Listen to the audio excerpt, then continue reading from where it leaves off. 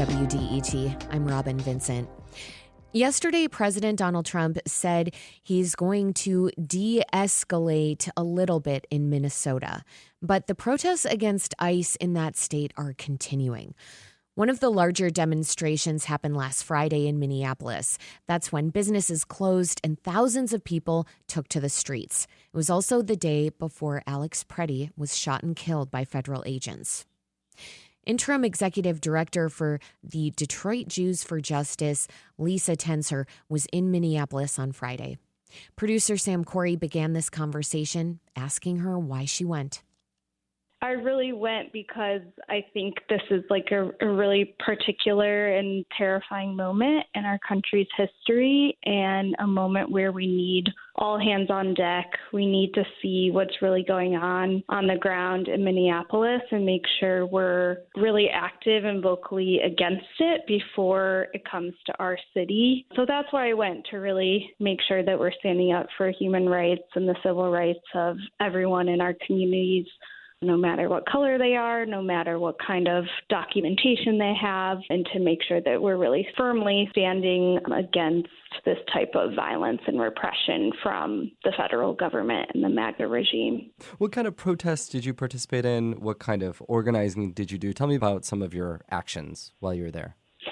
Thursday was a lot of learning. We got to hear from organizers that have been on the ground, and that was really, really moving, just to see how people in Minneapolis and Minnesota are coming together. Folks from all walks of life, children, nonagenarians, just neighbor to neighbor, doing anything they can to support each other right now. And I think also grounding us in the scale of the repression and violence, which is somewhat unfathomable to me. And I think folks who aren't on the ground in Minneapolis, I don't think that it's something we've seen at this scale in decades. It's something I have never seen. People know, of course, about the shootings and killings of Alex Pretti and Renee Good, but I don't think people have a full picture of what you saw in Minneapolis. So talk a little bit about what exactly was so oppressive about ICE, about federal agents being there. What did it look like? What did it feel like? What I heard from organizers is that ICE is just everywhere. Every neighborhood has a signal group that is constantly blowing up about ICE sightings, about ICE aggression and violence in various neighborhoods in the city. And so one description that an organizer shared is that 30 ICE agents showed up to one house. There was no judicial warrant, and 12 ICE agents were breaking down the door, took the man. This man was wearing barely any clothes. It's like negative 20 degrees in Minneapolis, macing everyone who was there, peacefully witnessing this and videotaping the interaction. They're detaining pregnant women. We kept yelling, she's pregnant, she's pregnant, she's pregnant. They put their knees in her, and we kept telling them, she can't breathe, let her up, let her up. A family's car, this was on the national news, so folks probably heard, was tear gassed, an infant, and the children were sent to the hospital. And so the cruelty is somewhat beyond imagination, and also what people are seeing and witnessing is definitely just the half of it. There's likely so many more people who are disappearing and are facing this violence, and we're not even seeing all of it. They're trying to get observers and just neighbors out in the streets as much as possible, but there's no way we're even seeing all of the brutality. I know that the federal government and federal agents are framing things very differently. Homeland Security Advisor Stephen Miller has said that ICE officers have federal immunity if protesters are getting in the way of what he deems as their work. To all ICE officers, you have federal immunity in the conduct of your duties. And anybody who lays a hand on you or tries to stop you or tries to obstruct you is committing a felony. You have immunity to perform your duties, and no one, no city official, no state official, no illegal alien, no leftist agitator or domestic insurrectionist can prevent you from fulfilling your legal obligations and duties. They're saying that protesters are out of control. They're saying that people are intimidating ICE, that they're carrying weapons. What did you see in terms of organizers and protesters? What were the things that they were doing? And is there any shred of evidence that you saw of that being true? No, I mean, it would be laughable if it wasn't so horrific and, disturbing about all the lies that the MAGA regime is telling. Like, these are regular people who are mostly carrying whistles, have their phones, trying to record, messaging their neighbors on Signal, people who are singing, just putting their bodies on the line. There's a strong discipline to nonviolence from the organizers that I heard from on the ground. And so, it's just all lies. Most of the folks there are raising money for their neighbors, are cooking, bringing their friends hand warmers to stay warm, and it's just ludicrous what they're claiming, and it's really just all fake news and lies. This is The Metro on WDET Detroit Public Radio. I'm Sam Corey, speaking with Lisa Tenser, Interim Executive Director for the Detroit Jews for Justice. We're discussing her experiences in Minneapolis, where she was on Thursday and Friday, supporting protesters who are trying to limit ICE's interactions with folks in the city. Lisa, I want to talk to you a little bit about just the people that you met, like the organizers that you met, and the different faces and types of ideologies that people have. I think when people think of activists and protesters, they think of folks who are maybe far left or who are radical in some way. I'm curious about the spectrum of people that you met. I think the coalition that's forming is a product of decades of really incredible organizing going on there.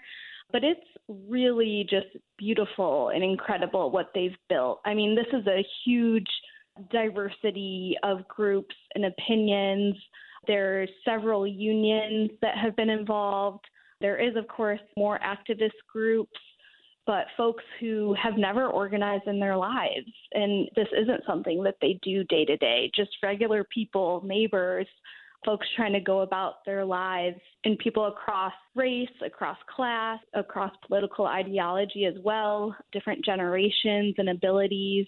And so what they've built and how neighbors are showing up for each other is just incredible. And I believe a really broad spectrum of folks, and not necessarily people who identify as left, but just a really broad swath of people who are coming together. Why did they do it? Why did they come out, especially the folks who don't normally, who are not activists or not protesters, they're generally not organizers? For those folks that you spoke to where they're totally new to this, why did they take to the streets?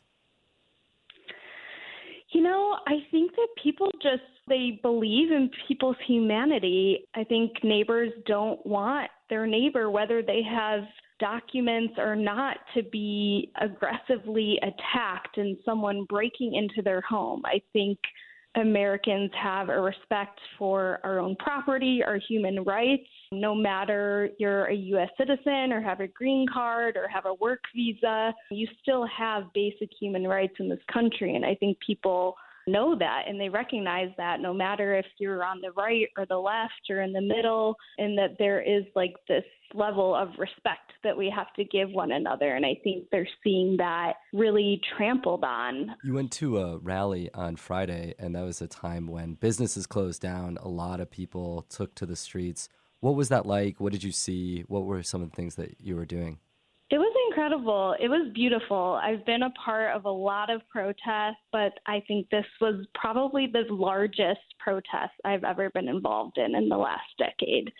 Folks are dancing, singing, chanting, really just unified together against this regime and against the actions of ICE in Minneapolis. It was really, really beautiful to see, and we were all gathered in the Target Center in Minneapolis, and there was an imam who spoke, a rabbi, Christian religious leaders, Native American leaders, and hearing from them was just really inspiring and just drawing on from these communities' resistance efforts of the past century and before that, and just speaking to their own experiences of how we can come together and support each other was extremely inspiring and heartwarming to see in the face of this level of violence.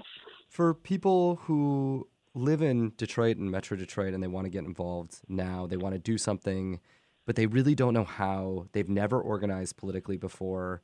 Maybe they don't feel so comfortable even going to a protest. What should they be doing if they're scared by what they're seeing in Minneapolis and wanting to take action but not sure what to do? Yeah, I think what I learned from Minneapolis is that every single person can be involved in some way, and you don't necessarily have to be on the street putting your body on the line, but simply getting to know your neighbors, making sure you exchange phone numbers with them, creating a Signal chat, a Google form for your neighbors in need, and making sure you're just staying connected is really, really important. You know, if you can make dinner or send financial support to people who are on the ground and in the streets, that's super helpful.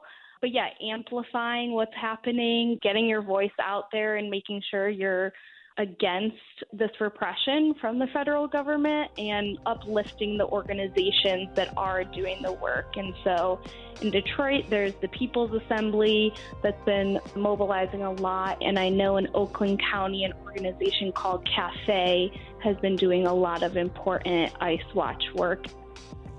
Lisa Tenser is interim executive director for the Detroit Jews for Justice. She spoke with producer Sam Corey.